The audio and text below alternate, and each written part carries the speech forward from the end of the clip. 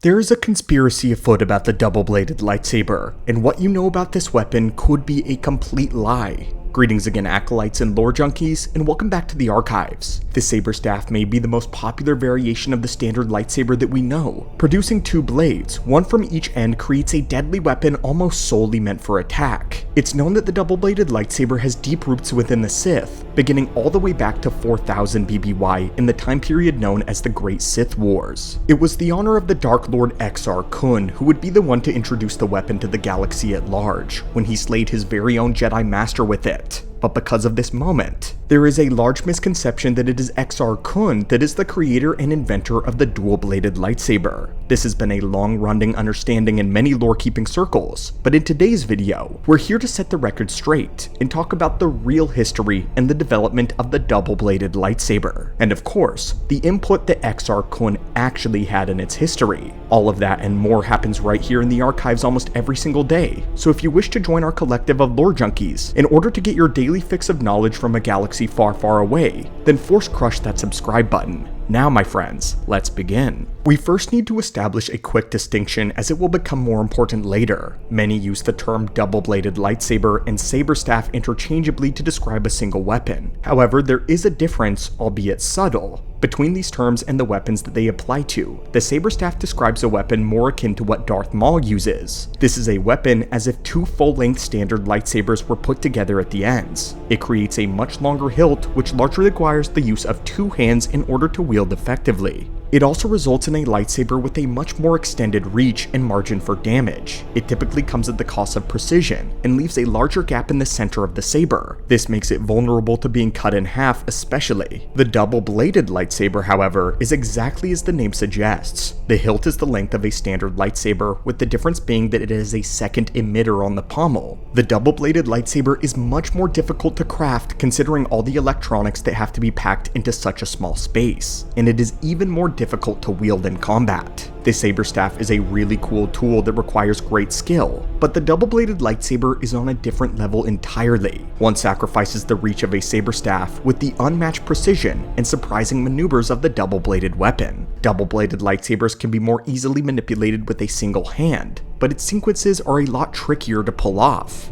This is the weapon of Exar Kun. The distinction may seem like splitting hairs, and in the lore, even the Jedi and Sith use these terms interchangeably, but as we'll find out, the origins and uses of the two dual-blade variations will be much more prominent. So for the purposes of our video, we will say saber staff to refer to the longer hilt, double-bladed lightsaber to refer to the shorter hilt, and the dual-blade design to refer to them both as a collective. And with our semantics out of the way, let's talk about the lie of the dual-blade design. As we mentioned, Exar Kun is largely accredited as the inventor of the dual blade, but this is not accurate. The design is undoubtedly from Sith origin though. In fact, there was a time that the dual blade lightsaber was explicitly referred to as a Sith lightsaber. When reading the Book of the Sith, Jedi Master Quinlan Vos makes a comment about Darth Bane calling it a Sith weapon. He was confused at the time, stating that the Jedi also use it all of the time. Sidious would respond to Quinlan Vos with his own annotation, insisting that this is a Sith weapon, but one suited for barbarians among them.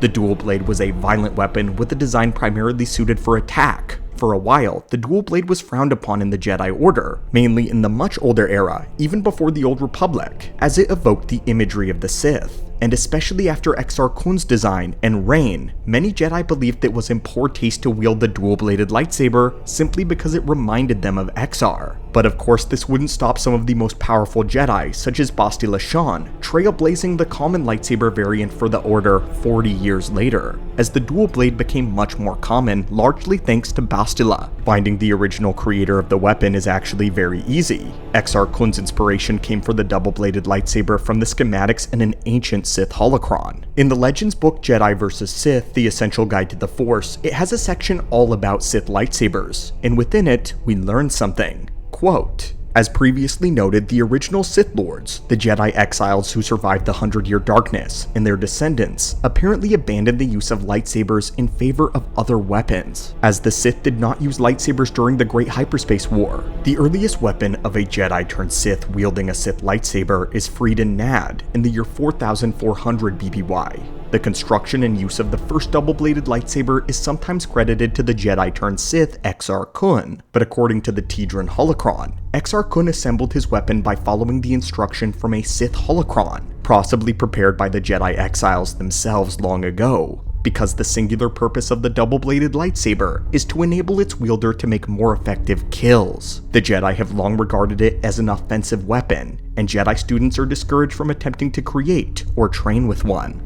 The Tedran holocron is a Jedi holocron created by the legendary master Vodosiask Boss, the Jedi master of Exar Kun, so we know that this is a trustworthy source, not only because it was a contemporary with Exar, but because it was created by the man who trained him and watched his descent to the dark side firsthand.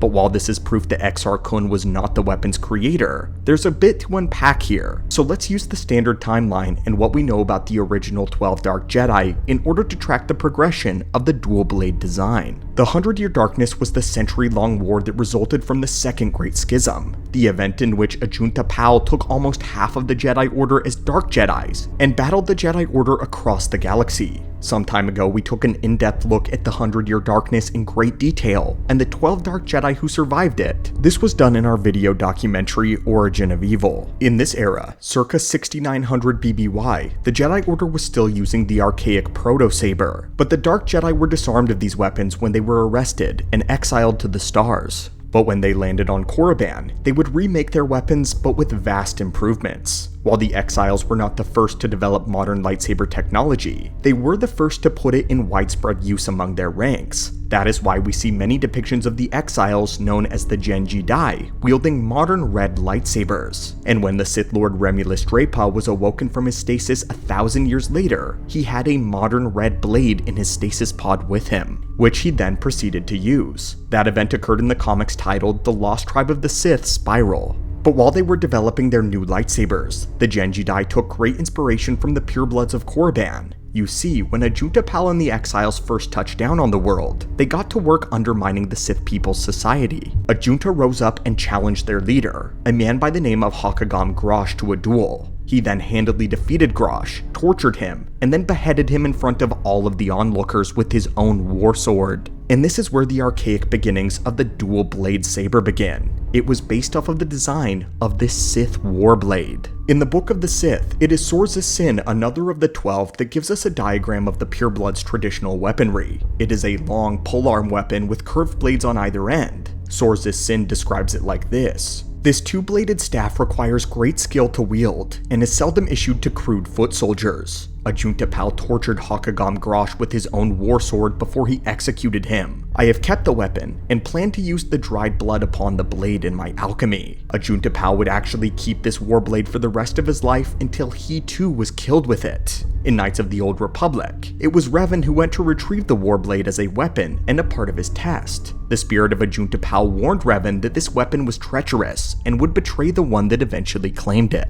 The Genji Dai progressively integrated more and more Sith pure-blooded culture into the very beginnings of the Sith, and it is very possible that one of them, perhaps even Ajunta himself, made this holocron and created the schematics for a saber staff based on melding the idea of the Sith warsword with the Jedi lightsaber, thus creating the first true Sith weapon of a new regime and era. However, we have no records of any ancient Sith having wielded a saber staff, unfortunately. After the exiles, it became popular for the Sith of old to use enchanted metal swords rather than lightsabers. The only ones to carry an old tradition of the lightsabers was that of Tulek Hord and Aloysius Calig. Both of them wielded standard single blades, however, but we have to be the ones to admit that a great deal of Sith history between the reign of the Genji Dai and the reign of Marka Ragnos, which is roughly 6900 to 5150 BBY, has been lost, of course thanks to the common culprit, the Jedi. So there have been other ancient Sith during this era and stretch of time that very well could have used the double-bladed design. Unfortunately, this is just speculation, as it's impossible to know, but we're going to default to where the evidence points, which is that Ajunta Pal, the founder of the Sith Order, was one of its main creators. The fact remains that the design existed in a Sith holocron, but was purely theoretical until the time of Exar Kun. He would find the holocron and use the schematics to convert his first Jedi lightsaber into a double-bladed lightsaber. Basing it just off of the histories that exist, this confirms that Exar Kun was not the inventor of the dual blade design, but he was the first person to to actually build and to use it. He was the one who popularized it and made it known to the wider galaxy. Unveiling it on Coruscant, he would use the weapon to attack his former Jedi Master, and the legendary Vodo Siosk Bosk would fall to the bizarre, never-before-seen terrible weapon. It's assumed that his descendant, Bodo Boss, was the one who recorded this in the Tedran holocron, since Bodo is the other gatekeeper of it.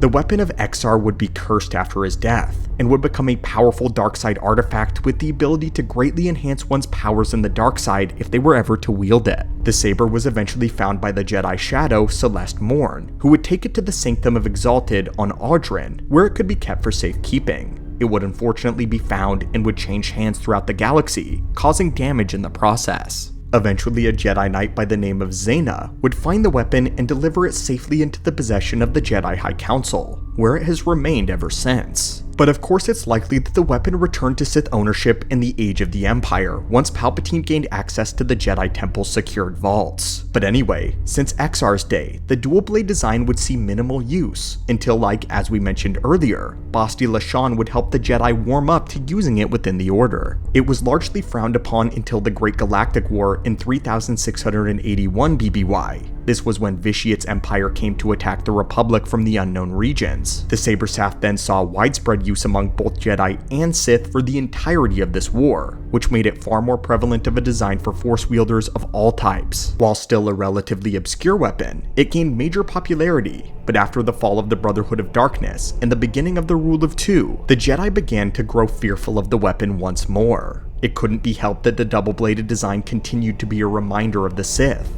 and the Jedi were attempting to bury the Dark Order in obscurity so that the galaxy could move on from the trauma of war. This wouldn't be the end of the weapon though. It saw another resurgence prior to the Clone Wars with the advent of Darth Maul. According to the Darth Plagueis novel, Maul created his weapon on accident, purely listening to the rhythm of the dark side. Palpatine had come by to check in on him one day, only to find that his assassin had actually welded together two sabers end to end. Originally, Maul had actually made it as an imitation of the Iridonian Zaboka, a traditional Zabrak weapon that bore an uncanny resemblance to the Sith warblades. Greatly impressed by the stroke of insight and mimicry of the ancient Sith, Palpatine would furnish Maul with the knowledge of the actual Saber Staff's schematics. It is described as intensively difficult to construct, but Maul managed to create his weapon the right way, granting him the fearsome tool that he would wield on Naboo. There is also a comic where Maul fought a Jedi exile who defeated him with nothing but a wooden staff, and this is where Maul originally got the idea for a staff-like weapon. So both this experience with the Iridonian Zaboka served for the inspiration behind him wanting to create a traditional Sith lightsaber.